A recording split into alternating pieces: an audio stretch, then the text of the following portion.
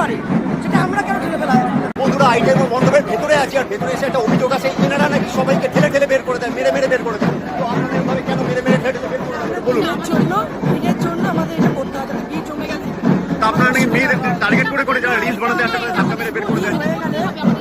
ভিড় হয়ে গেলে পেছনে যে পাবলিক থাকে তাদেরও তো দেখার সুযোগ করতে হবে। প্রত্যেকে যদি ক্যামেরা নিয়ে যদি ছবি তুলতে থাকে তাহলে তারা দেখবে কি করে, তাদের তো সুযোগ করে দিতে হবে। তার জন্যই আমরা আস্তে আস্তে ভাববে, তারা যদি মনে করে দাঁড়িয়ে পড়ে, একজন ছবি নিয়ে আরেকজন দাঁড়িয়ে পড়ে। তো এটা হলো ব্যাপারটা। তোমরা অনেকে রাগ করে অভিযোগ করলো যে আইটেম করে এসে কেন ঠেলে ঠেলে বের করে দেওয়া হয়। বান্ধবীরা বিশেষ করে যেসব বান্ধবীরা আছে মেয়েরা রিলস করে ভিডিও বানায়, কোনো রাগ নেই, কিচ্ছু নেই। আমরা পেছনের লোককে সুযোগ করে দিই দেখার জন্য, যার জন্য তাদের আগিয়ে দিই।